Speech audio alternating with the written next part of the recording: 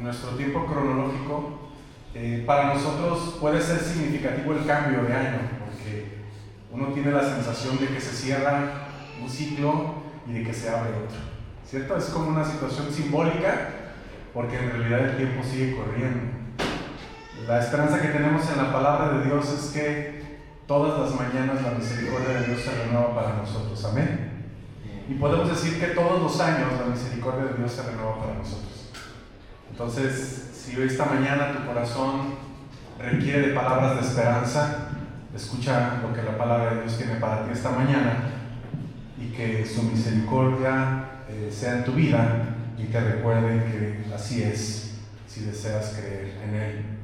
Para las personas que nos visitan, nos da mucho gusto tener personas que nos acompañan esta mañana por primera vez, y nuestro deseo es que Dios les edifique, que Dios les bendiga, que Dios les muestre a través de esta iglesia, de esta comunidad, el amor en Cristo, y que la palabra de Dios les edifique, les llene de su gracia, de su poder, y les pueda bendecir a lo largo de su vida. Ese es el deseo y nuestra oración también.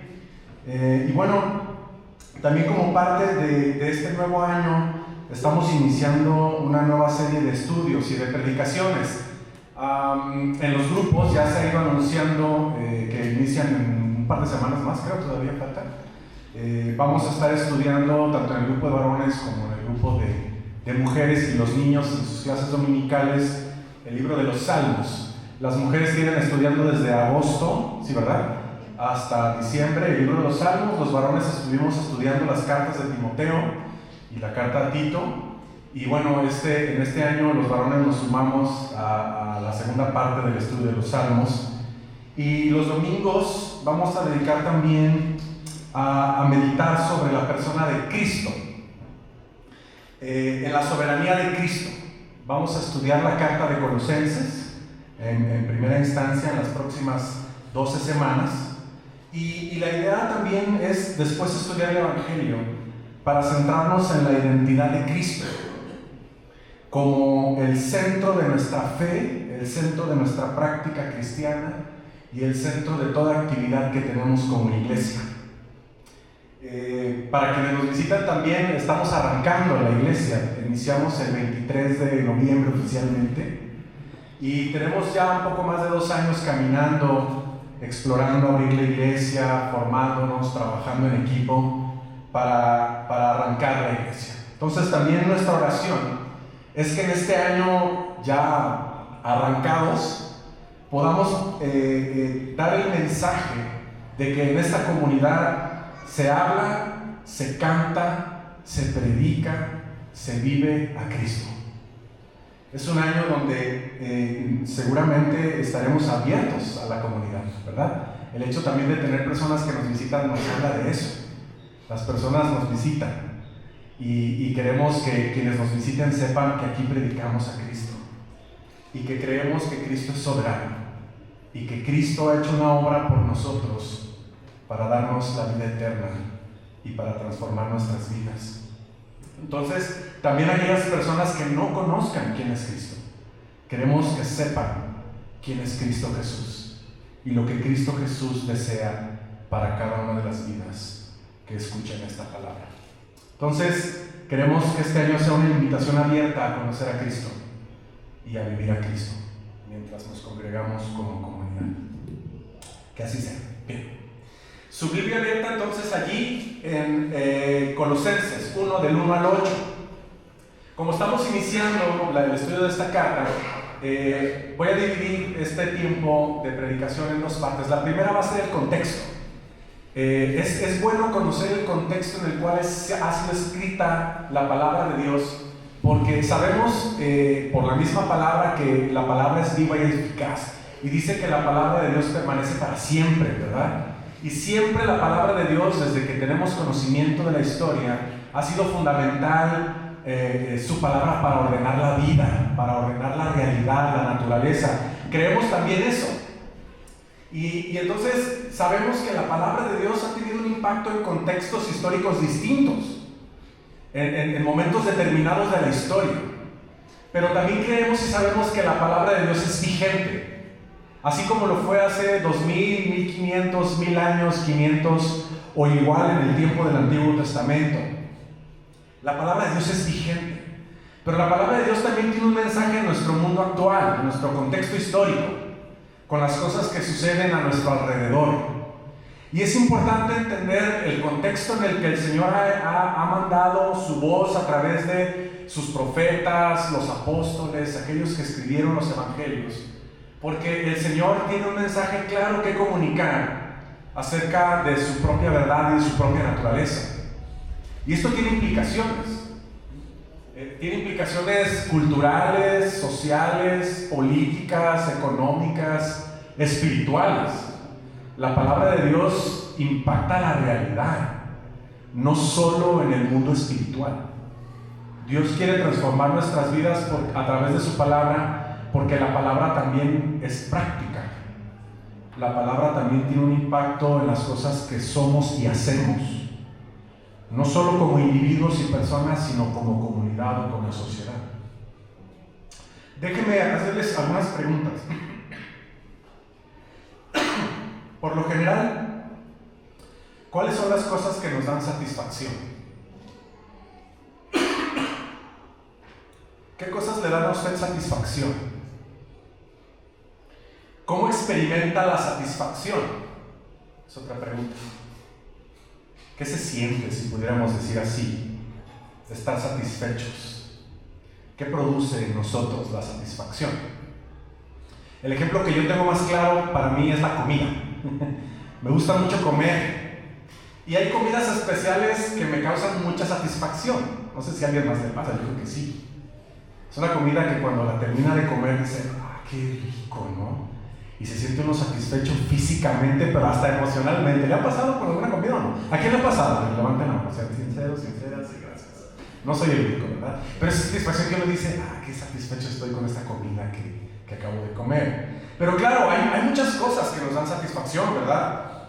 Pensemos en aquellas cosas que quizá nos llenan de orgullo, si me permiten decirlo así, o realización, ¿no? Un trabajo, por ejemplo, un determinado salario, una relación personal, o un logro profesional o escolar, comprar cosas, comer, decía, ¿no? Hay quienes les causa satisfacción dormir. ¿Quién se siente satisfecho cuando duerme? Aunque a veces uno se levanta y dice, no, ni siquiera dormí bien, y durmió uno 10 horas, ¿no? Pero también dormir, o quizá tener hijos, ¿no? Los hijos a veces son una satisfacción también, uno los disfruta, aunque a veces uno los sufre también. O a veces, a lo mejor viajar, no lo sé. Es muy probable que haya cosas materiales o no materiales que nos causen satisfacción. Ahora, no quiero decir con esto que eso es malo necesariamente, ¿verdad? Porque por lo general estas situaciones que pueden ser simbólicas, materiales o emocionales, producen en nosotros una gratificación individual. Cuando el Señor dice que nos deleitemos en Él, el deleite tiene que ver con satisfacción, con disfrute, ¿verdad? Pero claro, nuestra satisfacción tiene que estar en el Señor. Porque para aquella persona que tiene el corazón en el lugar correcto, es decir, que su corazón descansa en las manos de Dios y en el reconocimiento de que toda buena dádiva y todo don perfecto desciende de lo alto, del Padre de las luces, en el cual no hay mudanza, ni sobra ni variación, según Santiago. El fruto que viene del recibimiento de estos factores de satisfacción deriva en gozo, ¿no? Deriva también en gratitud, deriva en adoración, en generosidad para compartir y en el reconocimiento de que Dios es la fuente de todo nuestro bienestar, incluyendo aquello que nos da satisfacción. Pero ojo, dije que cuando la persona tiene el corazón en el lugar correcto. Voy a explicar más de eso. Y también produce en nuestro corazón la satisfacción que descansa en Dios, el disfrute, el deleite, el goce, en que recibimos de gracia, según Mateo 10:8. Pero mire, para aquel corazón que está lejos de esto, de esta verdad, que nos lleva a entender que toda dádiva viene de Dios, los satisfactores son generadores de alguna suerte de bienestar pasajero. Lo explico mejor. Porque aquellos que no tienen su corazón en el lugar correcto la fuente de sus satisfacciones tiene que ver con una propia gratificación. Se asume a sí mismo como el proveedor de aquella satisfacción, ¿no? O sea, con un mal manejo, esto puede derivar en un corazón egoísta o individualista, narcisista también, en una sensación de autosuficiencia o en una afirmación de que la propia capacidad raya en poner al ego en el altar de toda una gratificación. O sea, es decir, lo que yo hice, ¿no? Mi trabajo, lo que yo compré, lo que yo construí, lo que yo pude lograr en la vida, lo que yo hago, y entonces el ego se convierte en el centro de esa satisfacción. Pero es pasajera, es momentánea, es falsa. Pero mire, incluso cuando la persona no encuentra la satisfacción en las cosas materiales, lo busca en otras fuentes de espiritualidad, ¿cierto? A través de meditaciones, o filosofías, o ritos, o costumbres, o cuestiones esotéricas, o cualquier otra forma de religiosidad o paganismo que está lejos de Dios. La gente también está buscando eso. No solo una satisfacción material, pero una satisfacción espiritual, constante. Ahora, el problema con esta realidad es que esta satisfacción es un pasaje momentáneo que produce constante y paradójicamente una sensación de insatisfacción y vacío, que necesita ser llenada una y otra vez con diferentes fuentes de gratificación. ¿Conoce a alguien así? Que aparentemente lo tiene todo, pero que constantemente está buscando aquello que le dé una satisfacción total y no encuentra nada que le sacie. Ahora, decía hace rato, no es necesariamente un problema todo aquello que es una bendición y que nos genera satisfacción, pero que aquello sí puede ser un problema, que aquello se convierta en la suficiencia necesaria para vivir. O sea, que aquello que nosotros creemos que es nuestro trabajo, que incluso a veces nos puede llevar a pensar que no necesitamos a Dios, ¿no? Si yo lo tengo todo, no necesito a Dios. Alguien pudiera pensar así. O estoy más que satisfecho por lo que he logrado. Como que lo que tengo es suficiente, pues. Esa es una mentira. Porque si no es Cristo la suficiencia de nuestra vida, entonces nada de lo demás podrá ser. ¿Sí me voy a entender con esta primera idea? Téngalo en mente y le voy a explicar por qué estoy diciendo esto. En el contexto de Colosenses, de la carta a los Colosenses, que fíjense, ahí Jeff me va a compartir un mapita, a ver si se alcanza a ver. Aquí está Colosas, ¿lo alcanza a ver? Bueno, no, está muy chiquito. ¿Sí se alcanza a ver? ¿Se puede ampliar un poquito, Jeff? Aquí donde está la Odisea, Filadelfia, Sardis, Éfeso, Colosas. Fíjense dónde está Colosas. Es que no tengo un palito, pero espero que se alcance. ¿Se puede ampliar un poquito? ¿No? Okay. Bueno, aquí. Ahí está Colosas. Pero mire, es importante porque Colosas no fue una ciudad visitada por Pablo. No estuvo en su recorrido, en sus viajes misioneros. Más adelante vamos a ver que Dios utilizó a otro hombre para predicar y formar a esta comunidad en Colosas. Pero déjenme darle algunos datos y va a entender por qué decían lo del principio. Fíjense, Colosas era una ciudad de Frigia, en la región de Asia Menor, actualmente es Turquía, y está situada cerca de la Odisea y Hierápolis. La Odisea es una de las iglesias de las cartas de Juan en el Apocalipsis, ¿se acuerdan? Mire, para el siglo I después de Cristo, Colosas ya no era una ciudad políticamente relevante, pero conservaba importancia comercial y cultural. Su población era étnica y religiosamente muy diversa. Había presencia de varios grupos y de varias filosofías y creencias. Esto es común en las cartas de Pablo en sus propios contextos, ¿verdad? Ya lo hemos dicho en otras cartas. Porque en esa región del mundo, acuérdense que políticamente estaba caracterizada por el dominio del Imperio Romano, pero también acuérdense que el Imperio Romano solía mezclarse con las propias culturas. Y la cultura griega, que es de esta región, usted sabe que los griegos, por ejemplo, eran politeístas, ¿verdad? Y los griegos no solo creían en diversos dioses, sino también en la manifestación corpórea, etérea, material de lo que estos dioses representaban. Pero había varios elementos. Mire, había tradiciones grecorromanas en este contexto, en la que Pablo está escribiendo a la iglesia en Colosas. Fíjense, en el mundo grecorromano, incluso en ciudades menores como Colosas, era común la veneración a diversos dioses, ya decía, como Zeus, como Apolo, como Artemisa, Hermes u otras deidades. Y esto hacía que hubiera participación en fiestas religiosas públicas, ¿no? Que hubiera procesiones hacia estos dioses y también sacrificios. Estas prácticas eran una religiosidad pragmática que estaba orientada, por ejemplo, a buscar protección de los dioses, a buscar prosperidad o a establecer el orden social. En la vida habitual, en estas tradiciones grecorromanas, era muy común el uso de amuletos, por ejemplo, ¿no? Y los amuletos como figuras proporcionadas por la deidad o con cierto poder místico que los protegían, por ejemplo, ¿no? También se hacían invocaciones a espíritus diversos para buscar la protección, por ejemplo. También era habitual algunos rituales en pos de estos dioses para alejar el mal, ¿no? Pero también no solo había tradiciones grecorromanas, sino influencias filosóficas helenísticas. También ya lo hemos hablado, por ejemplo, cuando hablamos de los efesios, ¿verdad?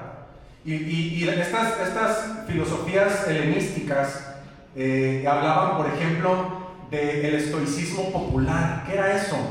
Eso hacía énfasis en el autodominio. Hacía énfasis en buscar la armonía con el orden cósmico. O desconfiar, por ejemplo, del cuerpo y las pasiones. Había que matar las pasiones. Ya está. Gracias, Jeff. Está, Colosas, ¿verdad? Y si se fijan en el pasaje, como comentaba, Pablo no pisó Colosas. Vamos a hablar de eso más adelante. Entonces decía, había ciertas características de estas filosofías helenísticas. También había algo que se llamaba como el platonismo medio. ¿Qué era eso? Estas ideas venían de Platón, ¿no? Y que eran ideas ampliamente difundidas, como el dualismo, por ejemplo, entre el mundo material, que era el mundo inferior, este mundo, y el mundo espiritual, que era el mundo superior. Y esto también tenía un impacto en la concepción de la deidad, porque creían, por ejemplo, que la salvación era un ascenso del alma por niveles, ¿no? Y por niveles del conocimiento. No solo eso, también en esta región de Colosas, o en esta parte de Asia, había prácticas religiosas orientales, otras. Por ejemplo, había lo que se llamaba cultos mistéricos, como por ejemplo el culto a Cibeles y Atis. Yo no tenía esto en el radar hasta que lo pude investigar un poco. Y mire, Cibeles era una antigua diosa de origen frigio, es decir, que era nativa de esta misma región donde se encontraba Colosas. Y Cibeles, Atis era como su servidor, representaba la fertilidad de la tierra, la naturaleza salvaje, la maternidad cósmica, el poder vital que da la vida y también la arrebata, ¿no? Hablando de la naturaleza. Y el culto que le daban a Cibeles y Atis incluía ritos extáticos, o sea, de éxtasis. Había música estridente, danzas frenéticas para adorar a estos dioses. Había sacerdotes eunucos que practicaban la castración ritual, o celebraciones anuales que dramatizaban la muerte y la resurrección de Atis. Luego también había el culto a Dionisio. Dionisio es de origen romano. Y fíjese, Dionisio era el dios del vino, el dios del éxtasis y el dios de la liberación de las restricciones sociales y racionales. Suena raro, ¿no? Representaba la ruptura de los límites humanos y la experiencia directa de lo divino, pero a través del éxtasis, que por ejemplo podía provocar el vino. el culto a Dionisio sostenía que el ser humano puede participar de la divinidad a través de estados de trance, de embriaguez ritual y de la pérdida del yo en ese trance. Fíjese, Dionisio era también un dios que muere y vuelve a la vida, lo que lo hacía atractivo para quienes buscaban esperanza más allá de la muerte. Finalmente, el culto a Mitra también se practicaba en esta región. Mitra era una deidad de origen indo-iranio, o sea, de origen indio, que estaba asociada originalmente a pactos, al concepto de la justicia o del orden cósmico. Fíjense por qué es importante. En el Imperio Romano, su culto evolucionó hacia lo que se conocía como el mitraísmo, especialmente popular entre los soldados romanos, funcionarios imperiales y también comerciantes. El mitraísmo enseñaba que el cosmos estaba estructurado en niveles celestes y que el alma debía trascender tras la muerte atravesando esferas planetarias, y Mitra, como Dios, era el mediador que garantizaba este ascenso. El mito central era la tauroctonía, que es el sacrificio a los toros. Sacrificaban toros y ellos creían que de la sangre del toro, que brotaba del toro, emanaba vida para el mundo. Y estos cultos a Mitra ofrecían iniciaciones secretas, experiencias espirituales intensas y promesas de salvación personal.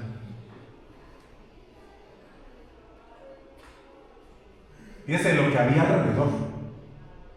Por eso, el mensaje central de Pablo a los colosenses va a ser cómo mostrarle a la iglesia y a esta sociedad que Cristo no es una más de estas deidades, sino que Cristo es el Dios.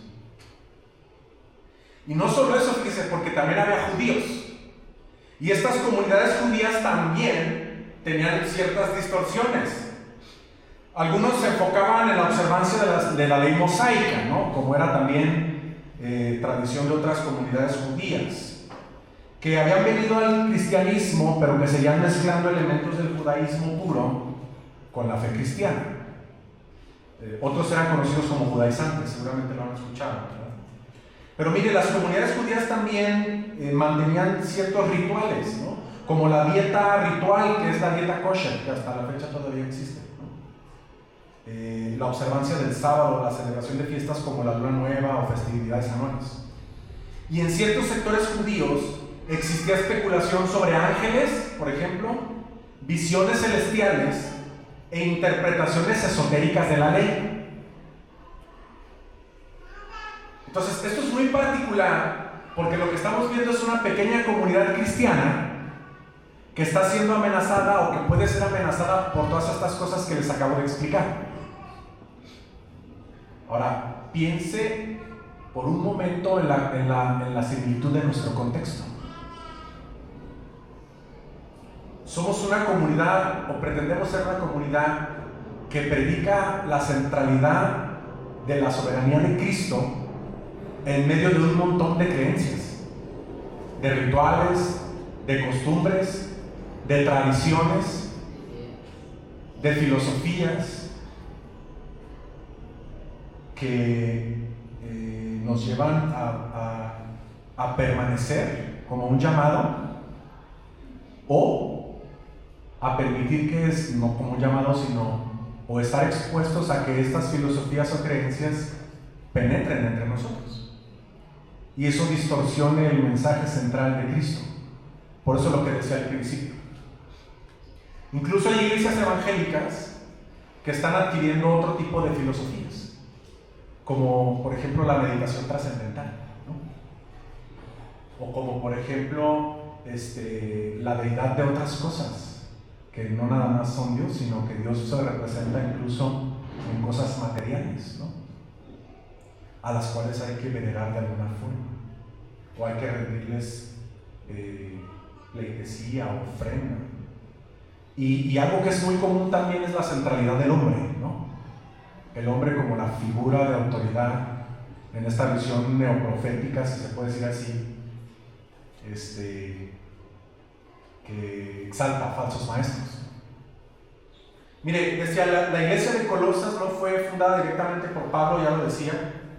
El propio texto señala que el evangelio les llegó por medio de Epafras, ahí en el versículo 7. Y Epafras era un colaborador cercano de Pablo, que es probable que haya sido originario de esta región. Pero fíjese, Pablo escribe esta carta desde la prisión, en su primera etapa de prisión, cuando está encarcelado en una casa, ¿se acuerdan?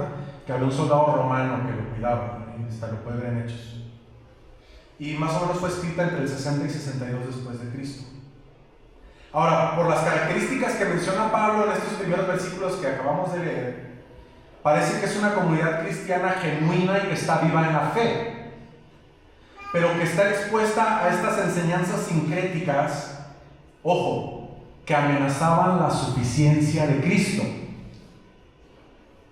Estas enseñanzas, que eran conocidas tradicionalmente como la herejía colosense, no constituyen un sistema cerrado, ya lo decía, pero una combinación de cosas. Y estas cosas estaban amenazando la iglesia. Elementos del legalismo judío, ya lo decía, especulaciones filosóficas, ascetismo, culto o mediación de seres espirituales como los ángeles, por ejemplo, que claro, creemos en los ángeles, pero había quienes les daban una figura de deidad a la cual rendirle adoración, por ejemplo, o encomendarle favores. ¿Les suena familiar? También hoy en día hay gente que le encomienda sus vidas a los ángeles, ¿no? O que le encomienda sus vidas a santos, o llamados santos, pues. Mire, tristemente la iglesia de Colosas se arriesgó a perder la satisfacción en Cristo. Los falsos maestros buscaban persuadir a la iglesia de que Cristo no era suficiente. Ellos enseñaban que quienes quisieran alcanzar verdaderamente la plenitud tenían que seguir las tradiciones humanas en lugar de depender de Cristo solamente. La carta a los colosenses le propinaba un golpe a este engaño mediante la revelación de las glorias y la grandeza del Salvador, a fin de mostrar que Él es mucho más que suficiente para satisfacer nuestras necesidades espirituales, materiales y podríamos decir físicas, emocionales. Le quiere que le añadamos mentales, nuestras necesidades familiares, nuestras necesidades fisiológicas. Es decir, es una declaración de fe de que Cristo es suficiente. Cristo es el principal satisfactor de nuestra vida. Pablo escribió la carta a los colosenses para combatir una filosofía engañosa que amenazaba con llevar cautiva a la iglesia. Esta argumentaba que si los colosenses querían experimentar plenamente todas las bendiciones espirituales, ya lo decía, era necesario que añadieran el legalismo, era necesario que se añadieran rituales, que se añadiera el misticismo en la fe en Jesús, cuando en realidad era algo mucho más simple. Los falsos maestros, les decía, insistían por ejemplo en la circuncisión. Esto era común también en otras comunidades cristianas, es decir, el acto judaico de la circuncisión también como un elemento para pertenecer a Cristo. Las leyes alimentarias, ¿no? Como decíamos, como las dietas kosher, o las normas de separación, o los banquetes y las festividades del calendario ritual del Antiguo Testamento, incluido el sábado. Enfatizaban en las experiencias místicas que podían ser desencadenadas a través del maltrato corporal para inducir a un estado similar al trance, por medio del cual imaginaban participar en la adoración de los ángeles a Dios. Ahora, Pablo insistía en que ninguno de estos mandamientos o tradiciones humanas o rituales o filosofías podrían añadir absolutamente nada a lo que Cristo ya les había provisto a los creyentes. Entonces, hay tres propósitos en la carta a los colosenses, y la idea también es que en las siguientes semanas vayamos profundizando en estos propósitos. Primero, y lo vamos a ver en las siguientes predicaciones, es afirmar la supremacía y la suficiencia absoluta de Cristo. En esta carta, Cristo es presentado como la imagen del Dios invisible, como el creador y sustentador de todo, como cabeza de la iglesia y como plenitud en la revelación divina. No voy a profundizar porque lo vamos a hacer más adelante. Segundo propósito, refutar enseñanzas que relativizaban a Cristo. Pablo combate en esta carta cualquier intento de añadir otros mediadores. ¿Se acuerda lo que le dije de Mitra? Mitra era un mediador. Luego, también refutar que era necesario complementar el evangelio con otras prácticas o rituales. O combatir el intento de que subordinaran a Cristo a sistemas filosóficos o espirituales mezclados. No olvide lo que decía hace rato. La idea era que Cristo no fuera mimetizado con otras deidades, porque cualquier parecido con la realidad actual es mera coincidencia, ¿no? Hoy Cristo es aceptado como alguien que puede ser incluso alguien que comparte la deidad, pero así como es aceptado cualquier otro. Cristo comparte con Buda, Cristo comparte con, piense, cualquiera. Está bien, estamos abiertos a creer en cualquier cosa. Decía un amigo que es psicólogo, decía, es que la espiritual le ayuda al ser humano. Entonces no importa qué espiritualidad, nos decía, mientras practiques la espiritualidad, eso va a ayudar a tu vida. ¿Le suena familiar? ¿Sí?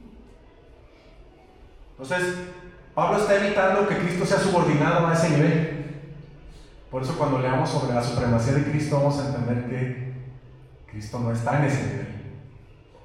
Y tercer propósito era fortalecer la vida cristiana práctica para la iglesia. La correcta cristología tiene consecuencias éticas, tiene consecuencias comunitarias y claro, tiene consecuencias espirituales concretas. El cristianismo no es una filosofía. El cristianismo es una práctica que viene a partir de la fe en Cristo, que es Señor de todo. Voy a adelantar. Mire, los colosenses ya tenían una visión elevada de Jesús, pero no entendían plenamente las implicaciones de esta visión. Pablo los consideraba creyentes verdaderos porque habían recibido a Jesucristo como su Señor, porque habían confesado a Jesús como Señor, y eso no era cualquier cosa, porque decirle a Jesús Señor, ¿qué implicaciones cree que eso tenía? ¿Quién era el Señor en la Escritura? Dios, Yahvé, Jehová, Dios creador. Por eso cuando dice, no voy a adelantar tanto, que Cristo también es creador, esa declaración es fuertísima. Entonces, Pablo sabía también que los colosenses habían recibido a Cristo como Señor y les está animando a reconocer su divinidad completa. Sin embargo, dice, aunque los colosenses confesaron a Jesús como Dios, no siempre actuaban como si Él fuera por completo Dios. Si Jesús es verdaderamente la plenitud de la deidad en forma corporal, los que tienen a Cristo han recibido plenitud por medio de Él. Por eso preguntaba lo que preguntaba al principio. ¿Qué cosas nos dan satisfacción, plenitud? Los que tienen a Cristo Jesús tienen todo lo necesario. Las normas, los rituales, las experiencias místicas no pueden añadir nada a lo que Cristo ya realizó. ¿Qué tal? Ahora vamos a ver que Pablo en esta carta no responde con prohibiciones aisladas, sino con una afirmación constante radical, ¿no? Cristo es suficiente, Cristo es pleno, Cristo es superior a toda otra autoridad espiritual, filosófica o religiosa. Entonces, La carta a los Colosenses es ante todo una carta sobre la identidad de Cristo, antes que una lista de correcciones prácticas. ¿Vamos bien? ¿Hasta aquí vamos bien? Vamos entonces a la segunda parte. Aquí está el texto. Es un texto sencillo. Lo voy a leer nuevamente y me voy a ir deteniendo. En los primeros 2 versículos, aquí lo tienen aquí atrás. Pablo, apóstol de Jesucristo por la voluntad de Dios, y el hermano Timoteo, a los santos y fieles hermanos en Cristo que están en Colosas, gracia y paz sean a vosotros de Dios nuestro Padre y del Señor Jesucristo. Vuelvo a leer por un minuto estos primeros 2 versículos a la luz de lo que les acabo de explicar del contexto de Colosas. Y díganme qué alcanza a observar en esta primera declaración.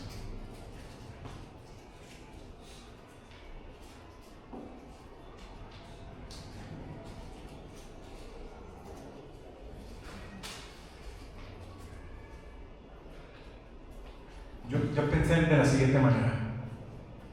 Pablo, apóstol de Jesucristo por la voluntad de Dios, y el hermano Timoteo, a los santos y fieles hermanos en Cristo que están en medio de todo esto que les acabo de explicar.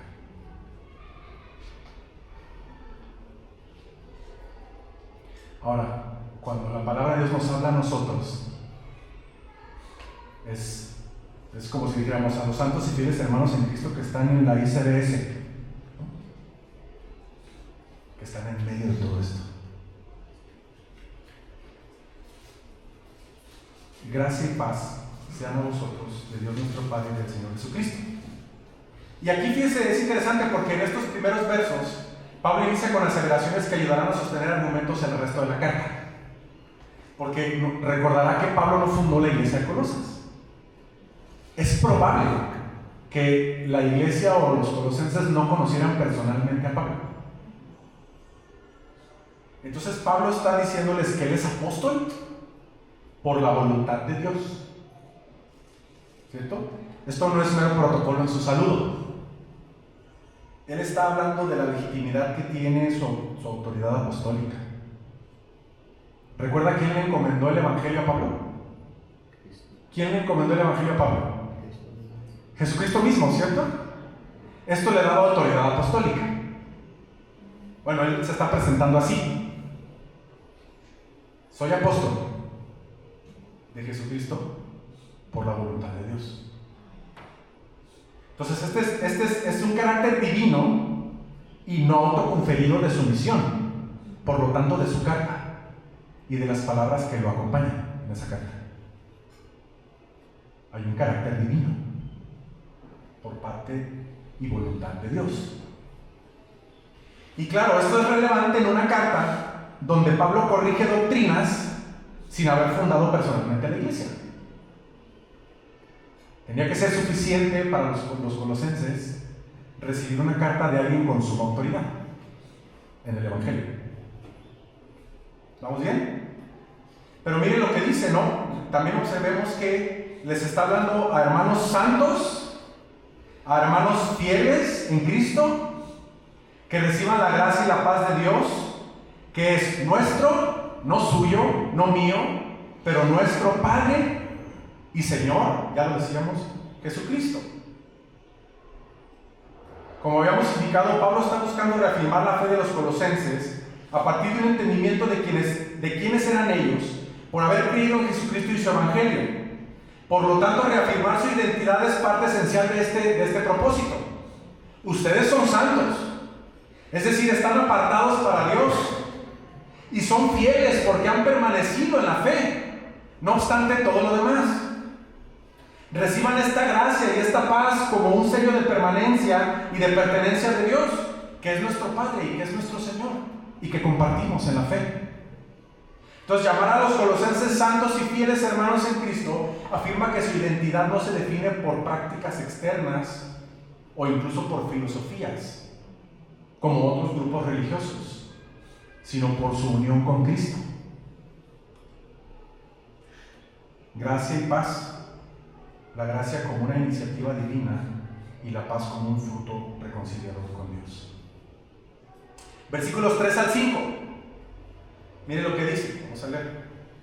Siempre orando por vosotros, damos gracias a Dios, Padre de nuestro Señor Jesucristo, habiendo oído de vuestra fe en Cristo Jesús y del amor que tenéis a todos los santos, a causa de la esperanza que os está guardada en los cielos, de la cual ya habéis oído por la palabra verdadera del Evangelio. Mire, aquí en estos versículos 3, 4 y 5 aparecen tres elementos que son clásicos del cristianismo primitivo. ¿Cuáles son? La fe, la esperanza y el otro, el amor. La fe, en el orden en que lo dice Pablo, la fe, el amor y la esperanza, que habitan en ellos. Fe en Cristo Jesús, amor a todos los santos, a toda la iglesia, a toda la comunidad, esperanza que está reservada en los cielos. Esta es una visión escatológica muy sólida, ¿no? La vida cristiana presente está orientada y sostenida también por una realidad futura garantizada por Dios, una esperanza venidera también. Pero mire cómo ahí en el versículo 5 Pablo menciona la palabra verdadera, la palabra verdadera del Evangelio. Esto, por supuesto, es, hoy en día, justo es algo que se discute mucho en la universidad, ¿no? La verdad es relativa. No existen las verdades absolutas, aunque esto es una máxima científica que entra en contradicción, pero eso es otro tema. Pero decimos, ¿no? Bueno, se dice en la universidad, no hay verdades absolutas. No hay sistemas de pensamiento absolutos. Todo tiene que estar a la discusión abierta. Hoy en día es así, no solo en la universidad, pero seguramente conoce a personas que dicen, bueno, esa es tu verdad, yo tengo mi verdad, y ambos nos funcionan. Tú tu verdad, yo la mía, y mientras podamos convivir compartiendo las verdades, pues no pasa nada, ¿no? Yo tenía una compañera en la universidad que decía, porque teníamos grupos de estudio bíblico en la universidad, y decía, mira, yo respeto tu fe, pero mira, para mí esta piedra que está ahí es algo que yo puedo tomar, bendecirlo, llevármelo a mi casa, creer que es mi Dios, adorarle y cantarle, y yo puedo ser feliz con eso. Déjame vivir así. Yo soy feliz con eso. Esa es mi fe en una roca. Tú tienes fe en un hombre como Jesús, está bien. Eso te funciona a ti, es tu verdad. La mía es la piedra. Y yo vivo feliz así.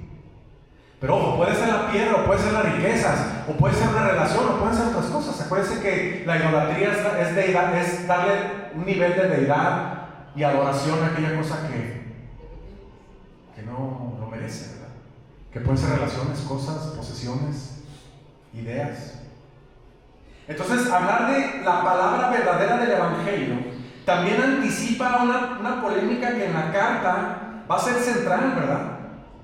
Porque declaraciones posteriores van a ser, el Evangelio que han recibido es suficiente, el Evangelio está completo, el Evangelio es auténtico, no necesita ser complementado por prácticas o conocimientos adicionales, es puro. Ahora, si se fija, Pablo no inicia esta carta con reproches, sino les está reconociendo pastoralmente, les está recordando quiénes son los colosenses como iglesia y como comunidad cristiana. Va a ver que más adelante van a venir las exhortaciones, van a venir las precisiones, las profundidades de quién es Cristo. Entonces ellos tienen una fe en Cristo que es real, un amor comunitario que es tangible y tienen una esperanza escatológica que parece ser firme. Pablo lo está reconociendo. Esto nos indica que el problema en Colosas no es una fe inexistente, sino una fe que está siendo amenazada por distorsiones. Y mire cómo en la iglesia moderna sucede. El problema no es creer, ¿cierto? Sino que amenaza la fe. Entonces, ellos son una iglesia que conoce a Cristo.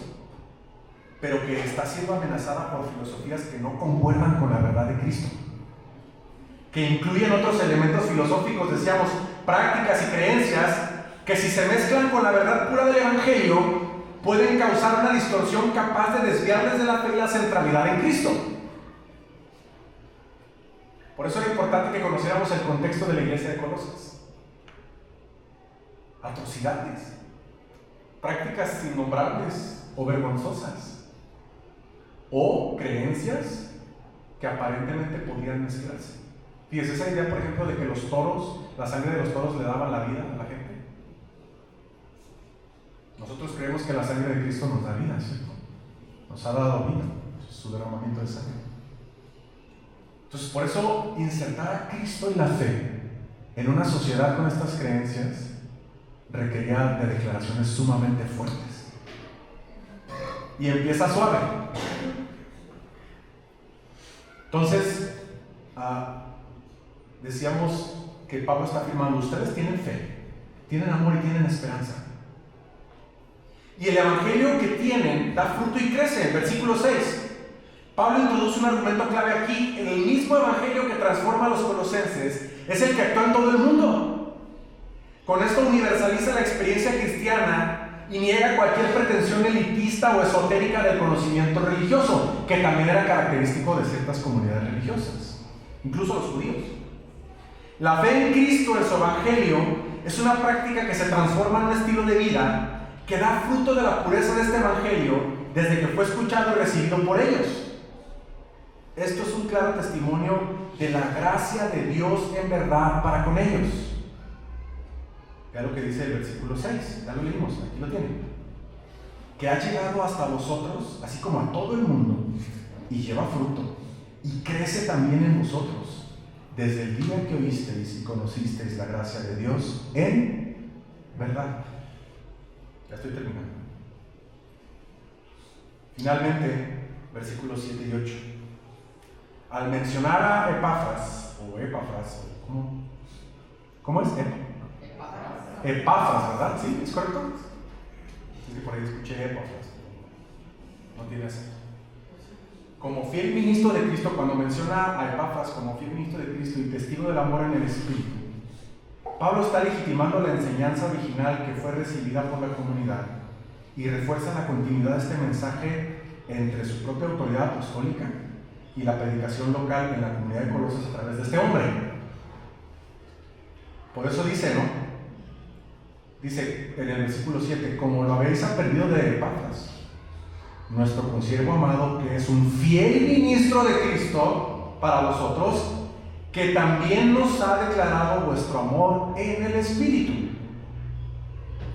Es decir, es una afirmación de que ustedes conocieron de este evangelio por la vida de un hombre que ha creído las mismas palabras de verdad y que a través de un amor fundado y sostenido por el Espíritu mismo de Dios han recibido la suficiente verdad de Cristo.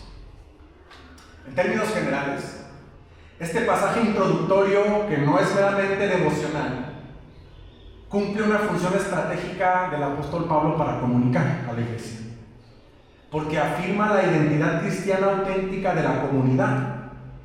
Ya lo estamos viendo. Establece la autoridad apostólica de Pablo, le da autoridad a una carta escrita por su propia mano. Y claro, la autoridad de Pablo no viene de Pablo mismo, ¿verdad? Por eso dice de Jesucristo y de Dios. Y luego prepara el terreno para una cristología más elevada que ha de venir. Y esta cristología elevada que va a ser el núcleo de toda la carta. Por eso vamos a ver a partir del capítulo 2 afirmaciones bien profundas y bien grandes de quién es Cristo. Entonces Pablo elogia a los colosenses no para tranquilizarlos, sino para anclar su fe en Cristo antes de confrontar las desviaciones doctrinales, las amenazas, recordándoles que todo lo necesario para la salvación y la vida cristiana ya les ha sido dada en Cristo Jesús. Al principio les preguntaba, ¿qué cosas nos dan satisfacción? ¿Cómo experimentamos la satisfacción? La suficiencia. ¿Y qué produce la satisfacción en nosotros? Pero ojo, no estoy hablando de la mera satisfacción corporal como cuando comemos, ¿no? Sino la suficiencia que es Cristo en nuestras vidas para llenarlo todo. Todo. Y ojo, esto predicado y leído, pues se oye muy bien, ¿no? Pero en la práctica, ¿cómo lo vivimos? No es tan sencillo, ¿no? Porque si Cristo lo habita todo en nosotros, ¿qué significa todo?